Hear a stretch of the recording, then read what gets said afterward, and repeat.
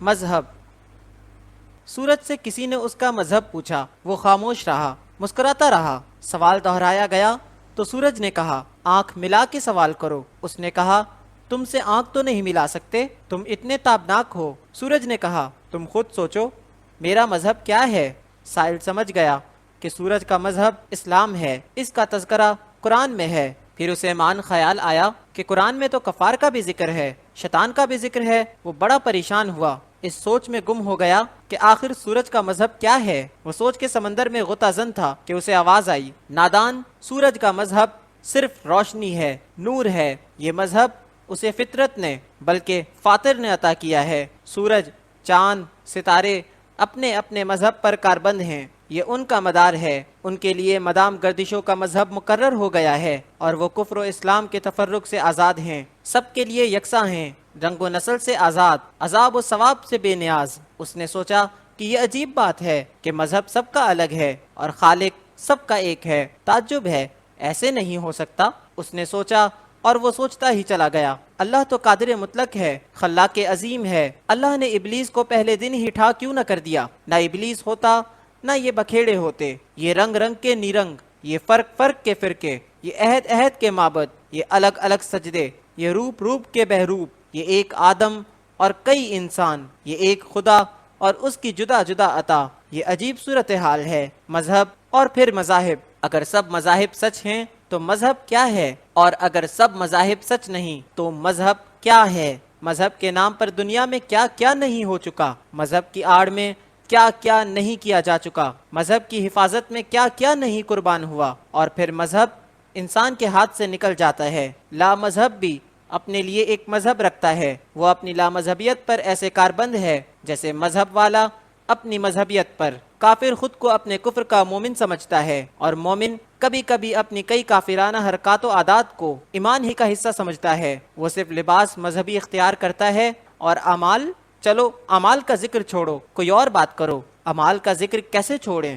کوئی اور بات کیسے کریں؟ مذہب گناہ کی سزا دیتا ہے، گناہ گار کو اپنے دامن سے دور نہیں کرتا۔ یہی تو عجب بات ہے کہ مذہب بھی جاری رہے اور برائی بھی قائم رہے۔ برا انسان اچھا مذہب اختیار کر لینے کے باوجود برا، اور تعجب ہے کہ اچھا انسان مذہب نہ اختیار کرنے کی وجہ سے پھر برا۔ یہی مذہب کی آمریت ہے کہ وہ ایک غیر مبدل نظام تعزیر رکھتا ہے۔ جو مذہب کو نہ مانے اس کے لیے ایک جہنم، نار جہنم، عذاب، عبرت مقرر ہے، اور جو مذہب کو مانے اس کے لیے ایک ایسا راستہ ہے جس پر چلنا اس وقت تک ممکن نہیں جب تک اللہ مدد نہ فرمائے، اور اللہ کی مدد مقدر والوں کے حصے میں آتی ہے۔ آج کا انسان مذہب سے آزاد ہونا چاہتا ہے، کیوں؟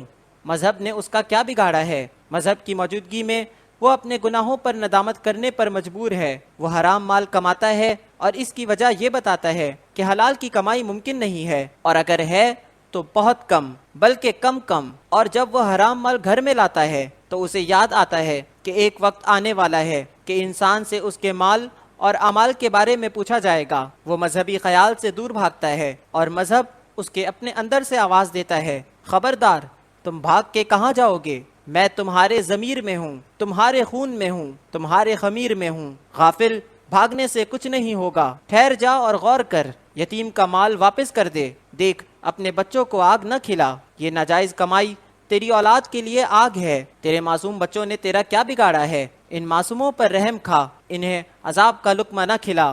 رشوت کی دولت تیرے لیے، تیری اولاد کے لیے ایک عذاب ہے۔ باز آ نادان، عقل کر، لیکن نادان کیسے عقل کرے؟ مذہب کیا بتائے؟ مذہب نے زندگی میں بڑے انقلاب برپا کیے ہیں۔ امیر آدمی کو مذہب بڑا راس آیا ہے، وہ اللہ سبحانہ و تعالی کی مہربانی حاصل کرتا ہے، مال جمع کرتا ہے اور بہت زیادہ جمع کرتا ہے، اللہ کا شکر ادا کرتا ہے اور صرف شکر ہی ادا کرتا ہے، مال تقسیم نہیں کرتا۔ وہ غریبوں کو توکل کی دولت سے مالا مال دیکھنا چاہتا ہے، غریب کو صبر اور استقامت کا درس دیتا ہے، اسے مال نہیں دیتا۔ وہ بیمار کے لیے دعا کرتا ہے، اسے دوائی نہیں دیتا، اور خود بڑے بڑے ہسپتال میں داخل خارج ہوتا رہتا ہے۔ اس کے جسم سے خوشبو آتی ہے، اس کا لباس عطر میں ڈوبا ہے اور دل فکر میں۔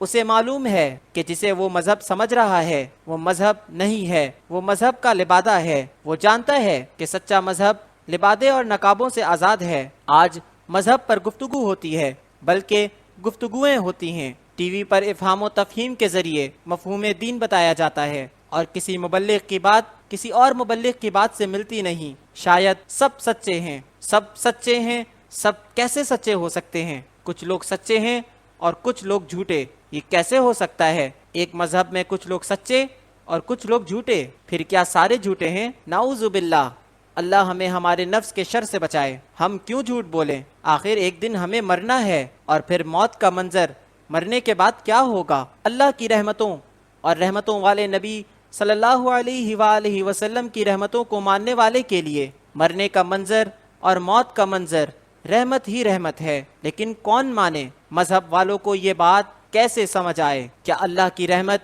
اس کے غضب سے وسیع نہیں ہے؟ کیا حضور صلی اللہ علیہ وآلہ وسلم رحمت للعالمین صلی اللہ علیہ وآلہ وسلم نہیں ہیں؟ مرنے کے بعد کا عالم آپ صلی اللہ علیہ وآلہ وسلم کی رحمت۔ اگر رحمت اعمال کے نتیجے سے انسان کو نہ بچائے تو رحمت کا تصور کیا ہے؟ کیا اللہ معاف کرنے پر قادر نہیں ہے؟ کیا مذہب والے اور مذہب سے انکار کرنے والے دوزخ میں کبھی اکٹھے ہوں گے؟ اگر ہوئے تو کافر مذہب والوں کا مذاق اڑائیں گے کہ تم ہمیں کس نجات کی دعوت دیتے تھے۔ خیر چلو، اس بات پر کیا بحث، جو ہوگا ہو جائے گا، جو کچھ کر رہے ہو کرتے جاؤ، بس مذہب کے نام پر ہونا چاہیے۔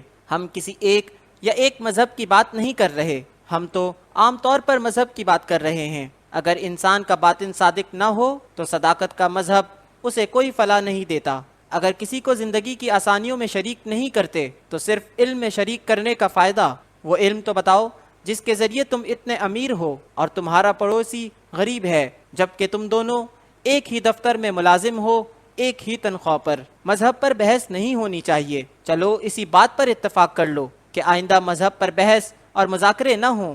مذہب بتانے والی بات نہیں، کرنے والا کام ہے۔ بات سچی ہے، اور کام کون جواب دے گا؟ جب شروع میں کوئی کافر حضور اکرم صلی اللہ علیہ وآلہ وسلم کے پاس قبول اسلام کے لیے حاضر ہوتا تو آپ صلی اللہ علیہ وآلہ وسلم اسے کلمہ شریف پڑھاتے اور وہ مسلمان ہو جاتا۔ اگر وہ سوال کرتا کہ اب مجھے کیا کرنا ہے تو اسے جواب ملتا کہ جو مسلمان کر رہے ہیں وہی کرو۔ جہاد کا وقت ہے تو تیاری کرو، اور اگر امن کا زمانہ ہے تو رزق حلال کماؤ، محنت کرو، عبادت کرو۔ کسی سے یہ نہیں کہا گیا کہ اب تم کتابیں پڑھو، تقریریں کرو۔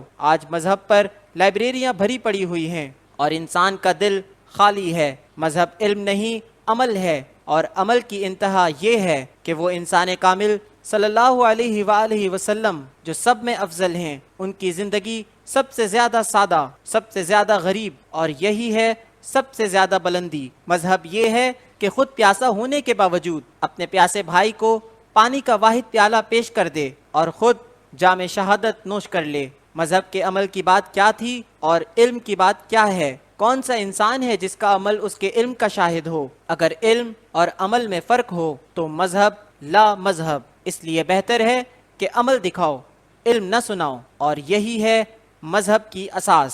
سورج کی روشنی اس کا مذہب۔